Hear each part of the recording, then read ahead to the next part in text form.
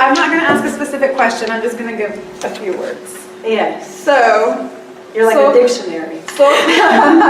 Soul contract, astral travel, and dreams. Yes, you're asking what they are. No, not necessarily. I'm just... So we'll start with soul contract. So you were floating around like we are, yes? Until we come into Michelle's body. And you had an idea. We don't like to say contract because in contract is a legal document in your society that feels binding. And so it's not necessarily a contract because it can be broken by your free will decision. So you come in with the intention to learn different things, to make your soul's experience multifaceted. Yes? And so one time you're Hitler and one time you are a saint. You see? Because you want to experience those different facets of being alive on your planet. Does that make sense?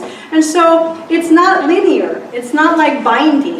You can at any time wake up and say, I don't like where this is headed. That may have seemed like a really good idea on the other side when they didn't have to live it out, yes? And you could say, I'm going to take a whole different path. And if you did it with such conviction, it would completely be a different lifetime. So you come in here with kind of a rough outline, and you firm it up by your decision to do so. It's like you call your New Year's resolutions, and you all want to work out, and then you piddle out. If you had the intention to be healthy, you would follow that the whole time because that's more a theme than a specific activity. So you didn't come here, you had lots of creative choices, like creating a character in a play. So you said, my name is going to be Ty because it's interesting. And I'm going to choose these parents and this line of work, but we'll leave it up in the air. To learn, for you, your biggest life lesson is compassion, so you've learned it. Yes, and right now it's courage. You have to be super duper strong right now, or you keep telling yourself. And we're here to tell you you've already reached it. You already have that courage. What you've been through has brought you that. Yes, so you're already there. Isn't that exciting? Sure. Yes, yes. You're crying because you resonate with this and you know it. And you're like, so when you're going through all these things that seem so harsh, know that your soul planned it for the lesson it would bring. And there's a part of you that already knows this, yes. And you feel like once it's done, it's done. Yes, yes. So you're in the midst of it. You choose not to focus on what you called it. Michelle called it the crap. Stop focusing on the sad story. Focus on this beautiful creation you created, yes? Focus more on that. And let other people be other people. Let other people, all of you, let other people be other people. Okay, what was the next one? Astral travel. So you understand that you all have a body. Yes, you're all here sitting. So without a body, you don't sit. So all astral travel is the awareness that you can leave your body without dying. Okay? You're following us? And so close your eyes again. Closing eyes is good, doesn't it? See, you don't need to always keep your eyes open. And so you visualize yourself stepping out of your body. And of course, many of you have taken all these classes and people told you, make sure you visualize a cord or you may die. That is fear-based. You don't just die by imagining stepping out of your body unless you're ready to die. Unless your frequency matches more with the next dimension than this one. Does that make sense? That's when people die. That's it. All it means, you place great significance on this death of yours. And it just means that either someone has grown tired of carrying around a sick body vehicle, or they're ready to go and check out, usually in the most creative way possible. You know? It's like you're writing a movie and you want to blow yourself up because that's more exciting. You see? You've died creatively many, many times. And so in practicing astral travel, you know what it feels like to be without a body. And so that's what we keep trying to get you to do because it's a more magical way of being in the world. You create more when you're not lugging around a body. You see? So yes, there are different teachers like there is of everything. And we want you to go with what resonates with you. You see, if they start telling you fear-based stories that you must do it a certain way, if that works for you, that's fantastic. And if it doesn't understand, you don't just die because there's no cord to begin with.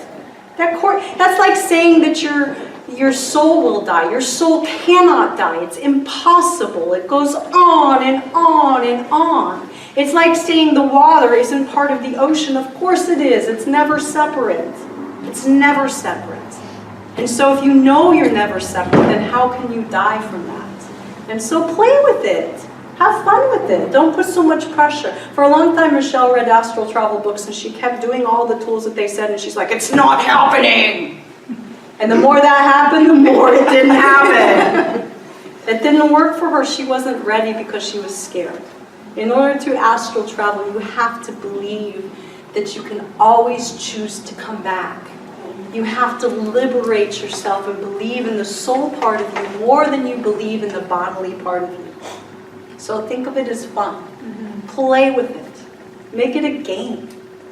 What is your last question, your last part of your words? Dreams. Dreams. So if you could understand that all of this is a dream, yes, all of it. You're all doing this right now. And so when you are in a relaxed state where your body is in repose and you are living out this built on the last word, you're astral traveling when you're dreaming. Yes? And so that's why it's so wonderful that you get to sleep.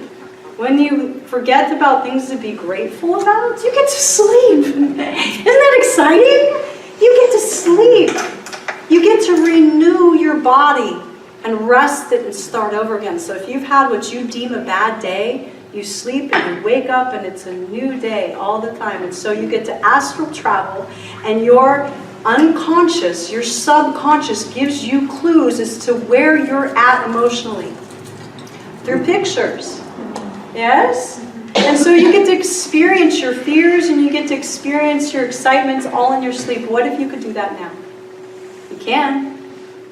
You see, if you treated your real life the way you did your dreams, with that level of unattachment and that neutrality, and you knew, don't you ever wake up and your dreams feel so real you're confused that they aren't?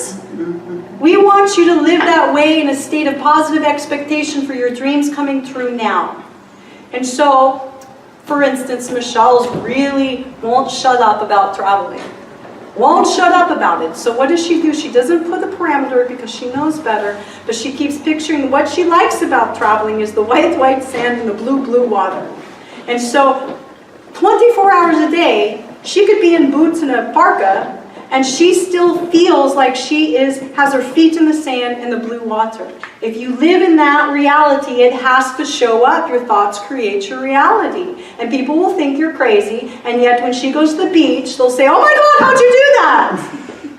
That's the way it manifests, is your dreams become your reality if you let them. Alternatively, you use dreams. Isn't it interesting that you use the word dreams in your sleep state as well as what you want to have happen in your life? It's the same word. It's the same word. And so if you could live in that state of dreaming your way into reality, how fun life is.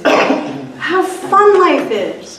So take out the heaviness of it. Know that your dreams will become reality. Yes, look up where you are. Michelle has a dream dictionary, and every time she dreams, she has to look it up, and yet that's somebody's interpretation of what dreams are about, and that's okay. She has fun with it. You see, she has a reoccurring dream. Ooh, this is a good one. She won't mind if we share. And so she's always on a train, you see, and a train for her is life. She's moving through life, yes? And so in her dream, she was speaking to a woman she only knows on Facebook who complains all the time. And she was complaining with this person. And she realized that she had a carry-on underneath the woman's seat. And then she got off the train and realized she didn't have her carry-on, and she walked off to the beach. That was her carry-on was her baggage of complaining, which was the only thing that would keep her from her beach reality. When she let that go, guess what? You're all going to Curacao in July. And it's coming into place in a way that is easy. In a way, it's not just purchasing a ticket. It's more magical than that, because all she had to do was focus on that and then stop complaining. And many of you say, oh, I don't complain, and then you do. You all have a habit of that, and it's focusing on the negative, not the positive. And even when you're agreeing with someone that is complaining, you are complicit in that energy. Do you hear that? You see, and you say, well, what should we do if someone's complaining? I'm empathic, I have to. No, you don't. You can have compassion for their journey as long as you understand it's a story. You nod at them because you wouldn't get so upset over a story. You'd say, choose a new story. Yes? And you could be there and you could nod and you can send them love and you can visualize their light body. And then you go say, thank you for being here with me, and you walk away. That's what you do, and you let them be. Does that answer your words? Yes. You are so brave. Do you know that? No, you don't. You're fierce. Okay. We want you to hear this. You're fierce. Stop telling yourself you're not. You've made it. You're already in the way station. The way station's here. How exciting. Yay!